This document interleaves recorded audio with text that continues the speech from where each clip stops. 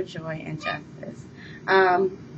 Teaching for joy and justice means to educate students in a way that is intriguing to them, while also allowing them to get the gist or the fundamentals of what you're academically teaching them. Content literacy practices are those that blend together language arts and content material to provide a good responsive or to get a good response from your students. Teachers need to be extensive and flexible, using toolkits that practice new and bright strategies. Motivation and engagement comes into play when teachers craft literacy experiences based on principles such as having their own instructional plan or facilitating something that is specifically for their kind of learners that they have in their classroom. Academic and instructional language should provide knowledge and skills that the children need.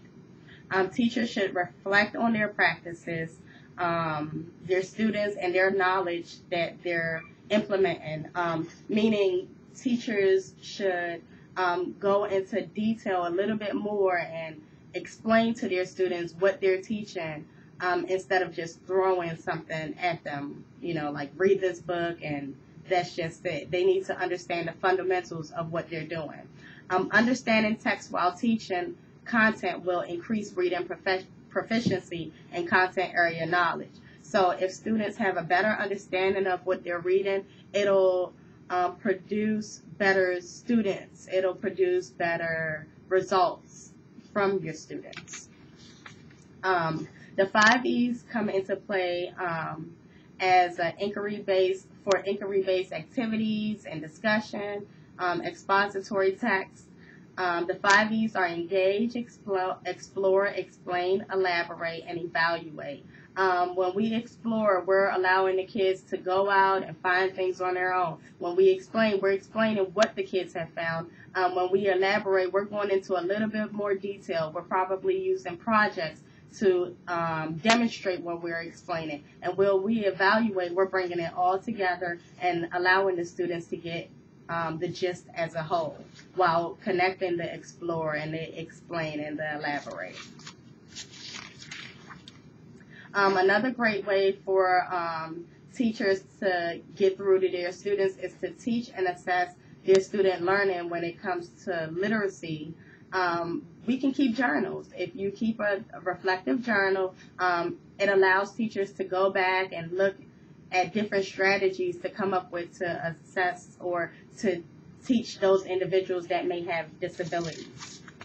So reflective teacher journals can benefit both the teacher and their students because it allows you to go back and see that Johnny has a problem decoding what he's read. So now you can go back and maybe find some pictures that can go with the text that Johnny's reading, so it creates a better overall meaning. All of this intertwined goes together hand in hand with critical literacy, which is an instructional approach that advocates the adoption of critical perspectives toward text and content literacy. Basically, you're encouraging your readers to read actively and to use context clues to better understand what they're reading. You want your students to get the underlying message of what the whole text is about instead of just reading words off the paper. You want your students to be able to create meaning, you want them to be able to decode, and you want them to be able to synthesize. And most importantly, discuss. When they're able to discuss what they've read, then that allows you to know that they've synthesized everything makes sense, everything is connecting with one another.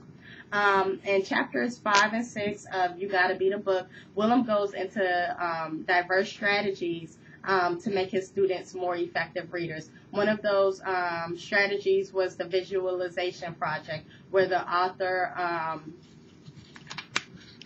talks about how it's important for the students to visualize and to picture what they're reading as opposed to just reading the words off the paper.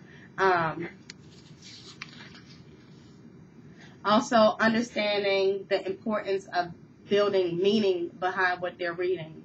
Okay?